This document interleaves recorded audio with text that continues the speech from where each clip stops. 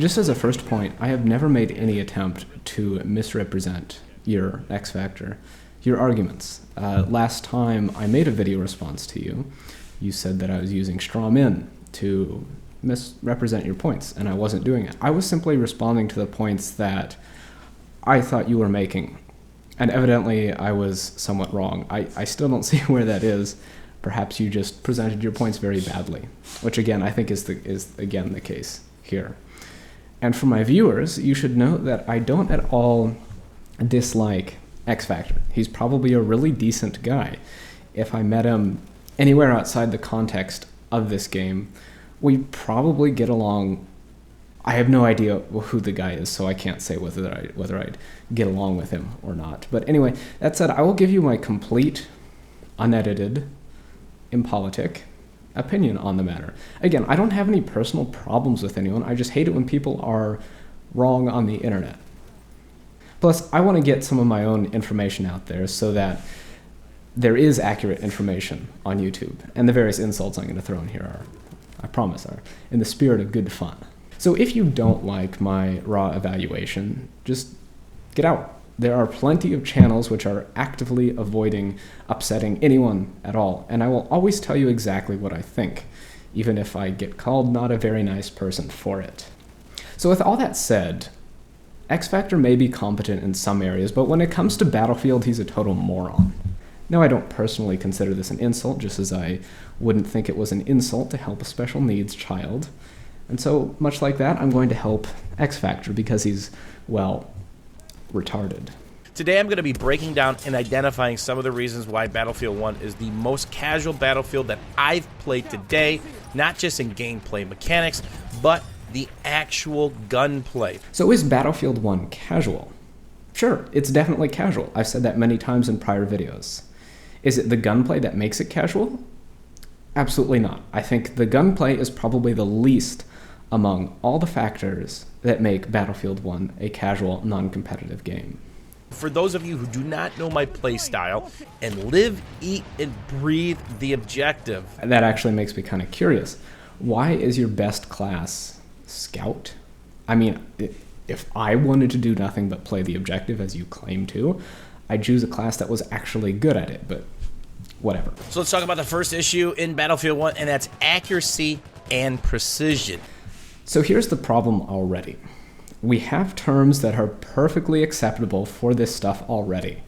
There's no need to go out and make up your own terminology. It's just pointless and seems to indicate that you have no great understanding of the content that you claim to be talking about. It also ends up being kind of confusing. We'll get to a little bit more of that in a bit. I did my best to try to understand your point here, but I find myself a little bit confused. The moment I think I found the answer to what you're trying to get at, you contradict it later in the video. So when I first look at this chart of yours, I think it's pretty reasonable. As far as I can tell, you are stating that accuracy is the human component and precision is the in-game component, with both of which adding together to dictate whether or not your in-game character will hit a shot as a result of your input. Now, when I see this, I see, okay, accuracy is whether you can acquire your target, and precision is whether or not you're going to hit that target, the target that you're aiming at, which is determined, of course, by the spread values and recoil and such on a given weapon that you're for a given shot in a burst. Now, this is the conclusion that I come to when looking at your chart. On graph 2, it seems reasonable enough to say that the gun was precise, to use your terms, but the user was not accurate and so was off target. Plot 3, on the other hand, has an accurate user, but the weapon is not precise. At this point, okay, it seems fair to me. There is accuracy in Battlefield 1, but there's very low precision, which, when we compare it to previous Battlefield titles, is a bit different. So my evaluation was evidently completely wrong. You're saying that accuracy and precision are somehow both products of game functionality. Again, here's that problem. There's a reason we like to use existing terminology. Words for things are really pretty useful, and making up your own for things that we've already defined doesn't help matters because it's simply not effective to get your point across. I make a hobby out of parsing game data for normies, and I'm completely baffled as to what you're getting at here. If I were to gain full control over the game data, and if I was able to manipulate existing values at will, there would be literally no way I could set up a scenario to represent what you are showing in your graphs. You've completely fabricated your own weapon properties, which you then claim somehow apply to weapons of Battlefield 1. Since I don't believe that you would lie out of a desire to misrepresent the case to your viewers, I can only assume that you just have no idea what you are talking about. So because you seem to have absolutely no idea what you are talking about, I'll also assume that this applies to other people as well. So let's go over the basics here. There are two things which can affect whether or not you will hit a shot in Battlefield 1. There are recoil and spread. Vertical recoil is 10% random, and bullet deviation on its account alone is usually pretty insignificant. You only get a plus minus 5% on each instance of vertical recoil. Horizontal recoil, on the other hand, occurs on a continuum, a number line bounded by the negative and positive number. A random number is selected in between these two values. Now, these two values are the numbers that you're used to seeing on SYM-Duck. And this value somewhere between the two becomes the direction that your weapon will recoil. If it's negative, it'll go left. If positive, it'll go right. Because it is completely random, it'll affect your precision in the same way that spread does, although functionally it's the same, mechanically it's not. Obviously, it cannot make your first shot less accurate because it can only occur directly after you fire a shot. Spread is a little bit more complex to explain because it changes over time. Like every single shooter in existence, from CSGO to COD to Battlefield, a weapon has a certain spread value when you initially fire it. As you continue to output rounds without pause, that spread value gets larger and larger, with the rate of increase being obviously differing from game to game and weapon to weapon. So here's the confusing bit, the part I don't understand, and that's that you say Battlefield 1 has accuracy but not precision. The fact is that Battlefield doesn't have any new weapon mechanics, and it doesn't lack any mechanics that weren't already in place or weren't in place for Battlefield 3 and Battlefield 4. At this point, I have a couple ideas as to what you might actually be meaning, even if you're saying it very badly.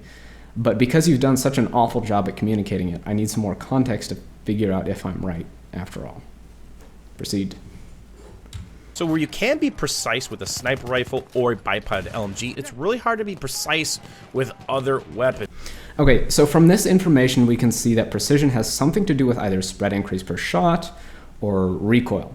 That he says sniper rifles have precision isn't particularly helpful since they've always had perfect accuracy and no effective spread increase. But he does say that one can be precise with a bipod LMG. Because we know that bipod LMGs don't actually get any better base spread when they're bipoded, the Madsen's 0.3 base is always going to stay at 0.3 regardless of whether you're bipoded or you're not. So logically, Xfactor's precision must have something to do with spread increase. But I still need a little bit more context to make sure I'm completely right on this. So let's go back to Battlefield 3. You could be precise and accurate. Okay, so precision is definitely spread increase, based on what we've heard Xfactor say so far. Do we see now why standard terminology is important? It took me this long to figure out what the hell you have been referring to because you made up some nonsense words to describe something perfectly well documented. If that didn't convince me that you really have no idea what you're doing, looking back at your diagram that you put up helpfully earlier, that will. Let's apply what we now know to it. Specifically, I want to take a look at image number 2. Apparently, it represents low accuracy, high precision. To word this in a more standard way, you could say that the weapon has high base spread, but very low spread increase. However, in no circumstances would this be an expected result of firing a weapon with a high base and low spread increase. Since it has high base spread, the first shot would be, of course, random within the cone of fire. The graphic implies that Xfactor thinks that spread increase is somehow an offset of some sort from the original shot, which it is not in any way whatsoever. Each iteration of spread increase simply increases the radius of a cone, so that your first shot, the cone of fire, so that your first shot will have a wider area over which it can be distributed. Each time you shoot, the base of your cone gets a little bigger. Now, as far as the distribution across that cone, it's always perfectly even. If you want to know why this is, I do have a video helpfully linked in the description. An important misconception that I want to take the time to address now is that random spread is not completely random. Again, imagine the cone on the end of your gun. Okay, let's just make this super concrete.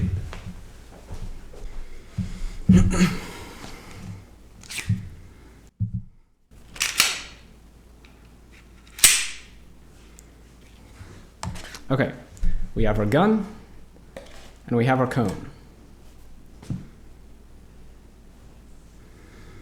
Now imagine if this was my target, this guy right here.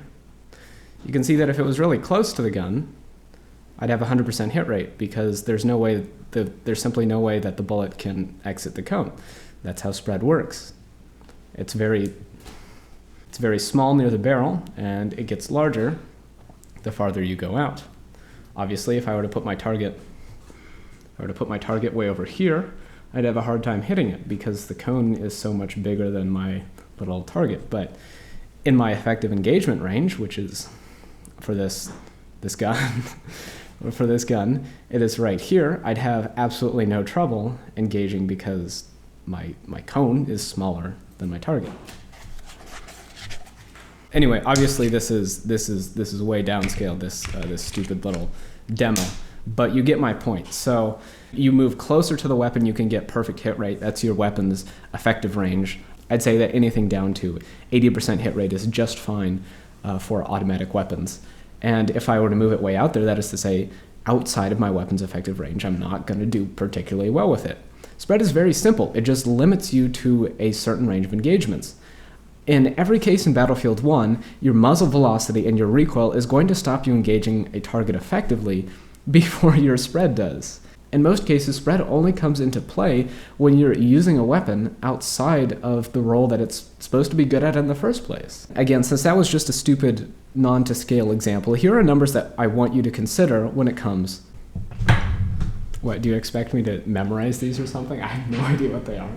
The M1960 gets 100% hit rate to the head out to 47.7 meters. That's pretty darn good because you can totally get away with 80% hit rate with that particular gun. You have enough magazine. If you want body shots, you have hit rate of 100% out to 119.4 meters. At 119.4 meters, you're not going to reliably engage targets due to your muzzle velocity and time to kill more than anything else. For the marksman weapons which are slightly less accurate, you get perfect headshots out to 40.9 meters. Again, you can sort of get away with headshots out to 56 meters, whereas for body shots, you're good to out to 102 meters. And 102 meter shots are not particularly easy in the first place, mostly not due to spread, but due to the fact that your velocity is pretty mediocre at that point. Anyway, as for the LMGs, they have pretty similar spread values compared to the medic weapons, so your numbers when you do the hit rates aren't going to be that far off from the medic weapons as far as your initial shots go. Well, you can get back to perfect accuracy at bullet 3 if you're using the Huat, or bullet 6 to 7 if you're using something dumb like the bar. Horizontal recoil is going to throw off your shot and obviously prevent perfect hit rate, even once you do return to your minimum spread. And as for the SMGs, your muzzle velocity is going to stop you from hitting reliable headshots way before your spread does. Take a look at some of the headshot kill ratios of my weapons. The headshot kill ratio is actually higher than my overall accuracy. Aim for the head, hit the head. Aim small, miss small. Remember, these are headshot kills, so if you hit them first in the head, it doesn't drop them, and land 2 more body shots and that drops them, it doesn't count. Just a little point here. Finishing your kills with headshots, besides obviously one-hit headshots, is really a pretty terrible idea. And any game that lets you do it, looking at you, Battlefield 3, is probably pretty casual if anything is. Your first shot, your most accurate shot, should always be that should be your headshot, whereas your follow-up shot should probably be body shots due to spread increase. Hilariously, Battlefield 3 let you acquire your target's body, then mosey on up to the head at your leisure, because your spread was already probably going to be good enough by the 4th bullet to hit reliable headshots. Don't believe me? Ask CSGO. Have you ever tried to hit the second shot from the AK as a headshot? Recoil aside, it's also got a ton of random deviation, making it virtually impossible to hit a headshot on the second shot reliably, much less the third shot. The M4s do have it a little better, but you should really be hitting the first shot as a headshot, not the second one. The idea that I see tossed around that you should aim for the chest and let the recoil take you to the head is really, really quite dumb. You should always acquire the target initially with a headshot, and then hit a second headshot if your aim is good enough, or simply overcorrect for the recoil, and hit a couple chest shots to avoid missing the head due to excessive spread accumulation for your second and third bullets. This is the case in CSGO unless you're just like going for single shots with the M4, and definitely in Battlefield 1, where it is a really great way to play SLRs, SMGs, and especially LMGs, in order to abuse that really good first shot accuracy on most light machine guns. It's only if the killing blow in the head was enough to take them down. So all those headshots you'd hit early simply wouldn't count for that stat. That was accounted for in another stat. So with microbursting, tap firing, and bursting properly with various weapons, not strafing around in Battlefield 3, it was pretty easy to be precise and both accurate. I find it interesting to hear you admit that it was, in fact, pretty easy to be precise, because isn't that the exact opposite of what you claim to want? You claim to want a higher skill ceiling, but then you go and say that it was easy to be precise. I mean, you're really quite right. It was incredibly easy to be precise in Battlefield 3. Tap firing is probably the epitome of skill if there ever was one, right? In fact, it made for such a skill-based metagame that I made a function to determine skill in Battlefield 3. Skill equals click speed times 1.5. This is how you determine skill in Battlefield 3.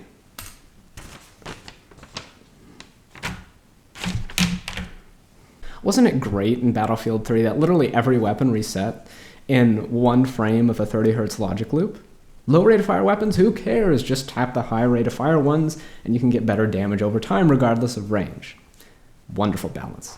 And the skill of microbursting. 20 meters, click as fast as you can. 30 meters, click as fast as you can. 40 meters, 50 meters, 70 meters, click as fast as you can. Alternatively, you could be a bit cheeky and use the strafing Euro hipfire mag dump, skill-based shooting, maximum tactical mag dumps out to 50 meters because of how retarded Battlefield 3's heavy barrel was.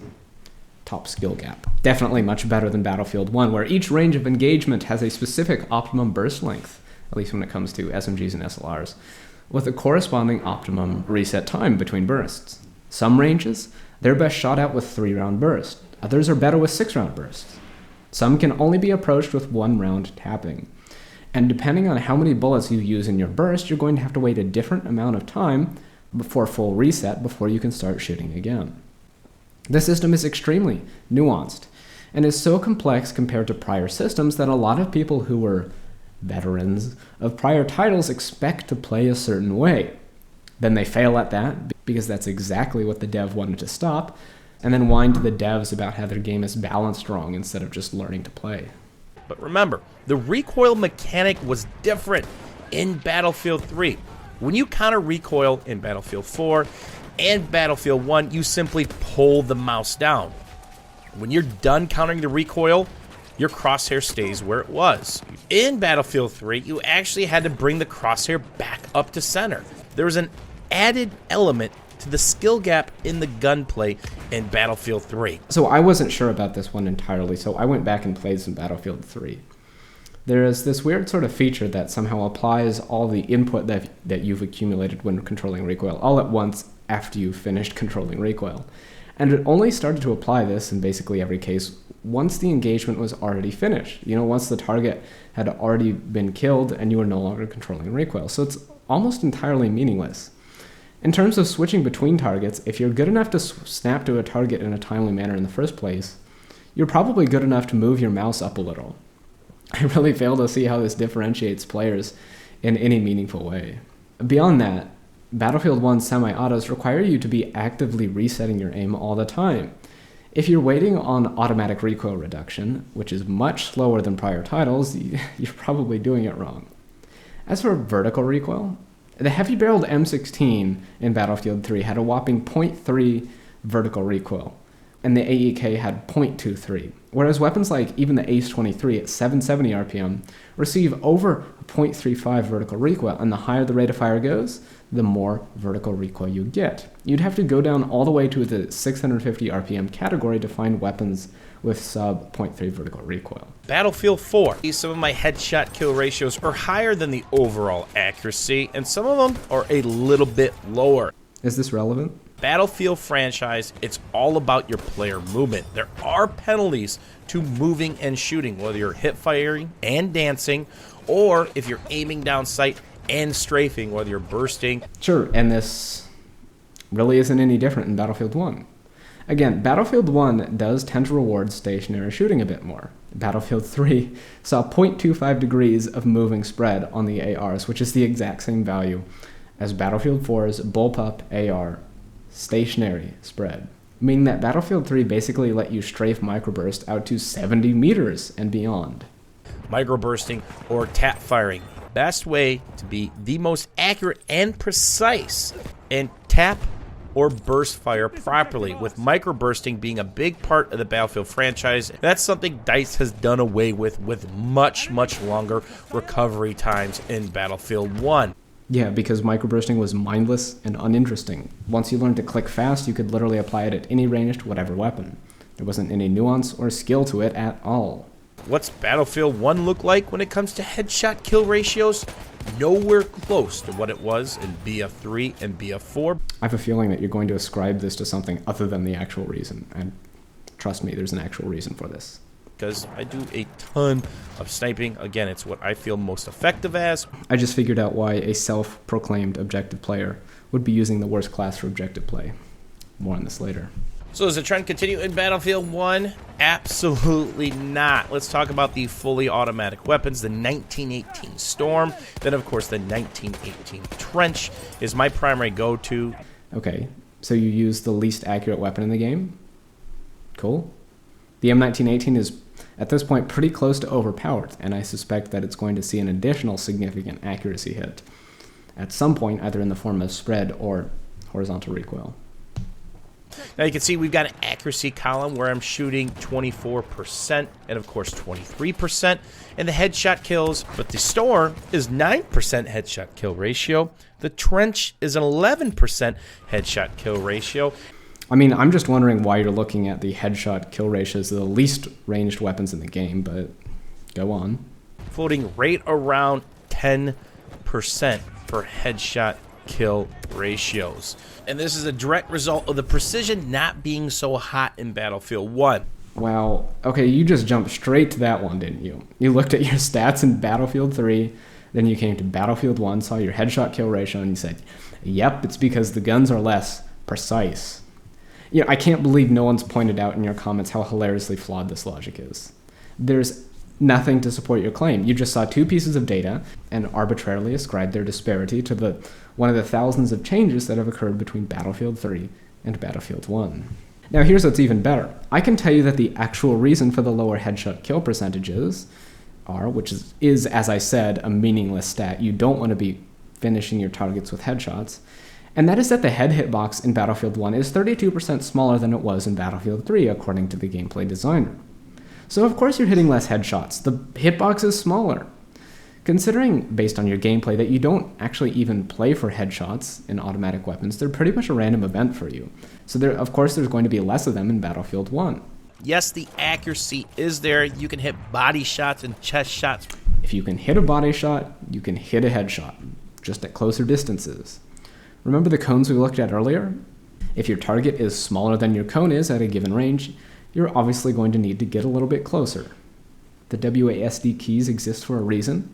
Again, if you're whining about not being able to hit headshots on the third or fourth shot of your burst, of course you can't. That would be terrible. Learn to play. You can tap fire, but with the damage fall off of the LMGs and SMGs, it simply doesn't make sense. LMG damage fall off, like the whopping 2 points of damage on the bar from 21 to 19. And SMGs, of course they're bad at range. They're SMGs.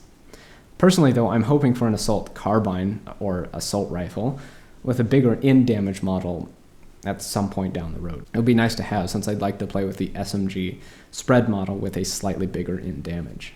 You simply hold mouse button 1, you wait a little bit longer, and hold mouse button 1 again. Doesn't matter if it's an SMG or LMG, and remember, actually it does matter what you're talking about because the SMGs and LMGs have completely different mechanics and completely different modes of use. For the SMGs, your burst length is going to depend on your range, whereas for the LMGs, you just mag dump everywhere. LMGs get more accurate in general the longer you hold mouse button 1. Actually, I agree with you. I think the LMG mechanics are a little bit underwhelming, but they are what they are, and expecting them to patch out the negative spread increase is pretty foolish.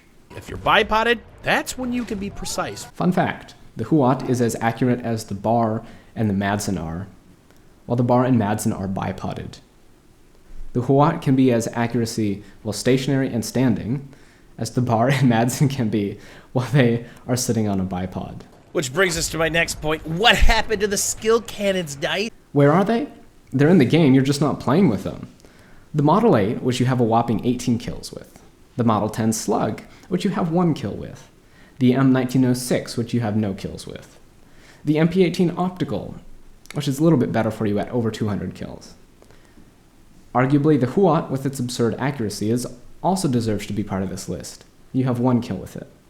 I'm having a little bit of trouble taking your desire for skill cannons seriously when you don't use any of the ones that DICE has already provided. Previous Battlefield titles, I love the Magnum and the Deagle. Deagle. Skill cannon. Pick one. The Deagle, the handgun with a 9-round magazine and a sub 3-second reload, which could play body shots more effectively than headshots and was only good at close range. The Magnum, I mean, I guess you could call it a skill cannon. It was good for headshots, but your sub 35% headshot kill ratio with it isn't really all that convincing to me that you played it just for headshots. It still outdamaged the majority of primary weapons, at least in Battlefield 4, while body shotting anyway. So there was rarely any outright need for the one-hit kill. You were hardly penalized if you didn't hit that first shot as a headshot. And as for skill cannons, were you just referring to sidearms earlier? And at this point, I think you were. If you were, you're not going to get a one-hit kill with a sidearm. Ever. Deal with it. The revolvers already give you the best DPS in-game in close quarters, and adding ranged performance to their list of already really good attributes would probably make them overbearing. Just like they were in prior titles, coincidentally. Having a weapon with the best damage per second in close quarters and range was just dumb. A one headshot kill is a feature exclusively reserved for primary weapons, not secondaries. Anyway, this brings me to the point that I don't really believe you that you want actual skill cannons. And I don't believe you that you want to use accurate guns either. Actions speak louder than words, and all I see you actively using are either the brainless bolt actions, the Automatico, the least accurate LMG for its class, and the most casual-oriented SLR in the game, the M1916. I said earlier that I'd bring up why I think you use the bolt actions despite claiming to be a strictly objective player. At the ranges that I see you playing typically in your gameplay, Medic pretty much is always the better option as far as anti-infantry goes, and in glancing over a couple of your gameplay highlights, I didn't find any kills outside of Marksman SLR range. If you're body shotting, which is still 70% of the time with a bolt action according to your stats, the medic guns are always going to have better damage output. The Mondragon Optical in particular seems like a really good option for you. So why the bolt action? I believe that it is because snipers don't really require much forethought in their use. This isn't necessarily a bad thing. Guns that emphasize technical skill are always fun to play with. That said, once you leave point blank, all ranges, once you've mastered the drop and the lead and so on, are pretty much all played exactly the same. I know somebody's going to say that. He just wants to have fun with the game and Scout is his favorite class, and that's perfectly fine. Contrary to popular opinion, I am not, in fact, against fun. I am simply under the impression that Xfactor is someone who really likes to use the most effective weapons for a given circumstance. So why is someone who has spent the majority of his commentary time crying about the lack of precision pretty much strictly using the least accurate weapons in the game? I have another theory for this. Xfactor doesn't really want precise weapons, because we already have them and he's not using them. The Model 8 Marksman, the Huat, the Venet Mercier, the M1906, the MP18 Experimental, and the Model 10 Slug, of which the Slug is getting even more accurate next patch, and I can see MP18 Experimental buffs later on. All of these he's not using. As far as I can tell, Xfactor doesn't want precision or a higher skill cap. He just wants an overpowered weapon to abuse mindlessly with minimal investment of thought. Again, just looking at his Battlefield 3 stats again, we can see that his top two weapons are the M16 followed by the AEK. For someone so concerned about skill, you'd think that he'd really be interested in the AN94, which was a flat upgrade over both of them. You only needed to be clicking at 401 RPM to have it be better than the M16, and clicking it at the full 600 RPM made it the best AR by an absolutely enormous margin.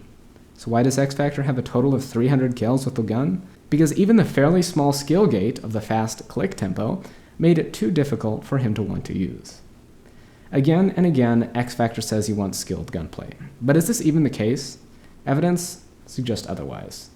I have a feeling that Xfactor wouldn't know a skill-based game if it reared up and bit him on the ass. If it hits them in the head, they're simply dead. Not across the map, but it would be nice within 30 or 20 feet. You know, there's a reason we use meters in Battlefield, because that is the accepted unit. Now I have no idea whether you really meant feet or meters, but since you're not going to get a one-hit kill anyway, it doesn't matter. Some of the revolvers with the slower rate of fires and reload times do about 90 damage. Outside of that, there is a massive damage fall off, as in pistols do less than 10 damage in the body. Another decision that DICE has made. Yes, because it's always been really absurd in Battlefield titles how revolvers have had so little damage drop off compared to the rest of the sidearms. In World War I especially, revolvers did not have a whole lot of energy even right at the muzzle, and this energy diminished very quickly as the bullet flew through the air. Not only does this make a whole lot of sense as far as realism goes, as far as balance goes, it's really quite nice. The guns with the best close quarters damage output in the game are going to drop off fast, because adding long-range damage output to their already really good close quarters damage output is not a good idea whatsoever. I'd love to see a little bit of the precision return with an increase in the headshot damage, with giving back some of the rate of fire, that of course reload time. Again, bring back the skill cannon. I will listen to you the moment you start actively using the game's existing skill cannons. Until then, as for the rest of Xfactor's video, well, mine has already gone on for more than enough time, so I'm not going to cover the rest. And the other reason that I'm not covering the rest is because it's actually surprisingly reasonable. Suppression is, in my opinion, somewhat of a problem in Battlefield 1. I think it's a little bit too strong. And as I've said many times before, Battlefield 1 in its current state is completely unplayable as a competitive game. Now, as far as the gunplay goes, Xfactor seems to be confusing difficulty with a lack of potential. It's like if you were to pick up a copy of CSGO, try to use one of the guns, not hit anything, and then complain that the gunplay lacks depth as far as the rewarding of skill goes. Is Battlefield different from CS? Obviously. Do the weapons kill more slowly in Battlefield? Definitely. That said, each of them can be used with extreme efficacy with proper practice, and I've yet to see Xfactor approach anything close to the incredible TTKs possible with all of Battlefield 1's weaponry. So instead of spending your time complaining that the weapons aren't precise, that the gunplay is casual, maybe learn to play the game, and then we can spend our time focusing on things which actually make Battlefield 1 casual, of which there are many.